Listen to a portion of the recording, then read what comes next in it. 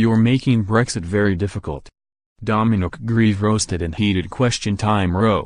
Theresa May avoided embarrassing defeats on the government's EU withdrawal bill this week as the House of Lords amendments returned to the Commons, but was forced to make concessions to remain supporting MPs in her own party.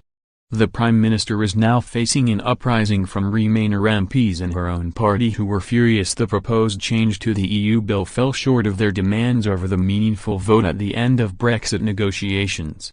Speaking on BBC's Question Time, Ms Oakeshott ripped into the Tory MP which was damaging Britain's ability to walk away from the EU with no deal. She said, "I am still just a little bit confused by Dominic's position. I noted that about a year ago Dominic you said, and you were talking in the House of Commons, and you said no one in this House as far as I am aware, wishes to fetter the government's hands in negotiations. Or indeed the government's right to walk away from the negotiations. What you are doing now is doing exactly that. You are attempting to make it very difficult for them to walk away. It is essential if we are going to get a good deal for Theresa May to say, actually you know what? This isn't good enough, take your deal and we are just going to leave it and we will do our own thing." Tory MP, Mr Grieve, defended his demands over the meaningful vote and claimed he was not interfering with negotiations. He said, "A year ago, we had nearly 2 years to negotiate and indeed I have never interfered with the government's negotiations." Ms Oakeshott then interrupted the Conservative MP adding, "But you are undermining it." Mr Grieve replied, "No, let me finish, I haven't interfered with them. The government has got on with it.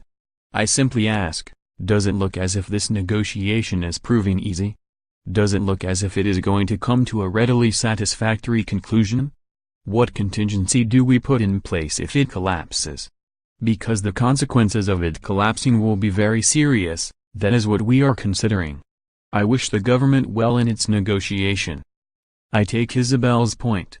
You can have a tipping point between worrying about that and interfering with the current negotiation. But I happen to think that what we were trying to do this week will not have that adverse impact at all." Theresa May had made concessions earlier this week with Remainer MPs in her own party to ensure she did not face an embarrassing defeat on the withdrawal bill over the meaningful vote amendment. On Thursday Mrs May published her compromised plan in the form of a fresh amendment to the EU withdrawal bill, ahead of its return to the House of Lords. The text of the amendment committed the government to make a ministerial statement if Brexit negotiations fail to reach an agreement in principle with Brussels.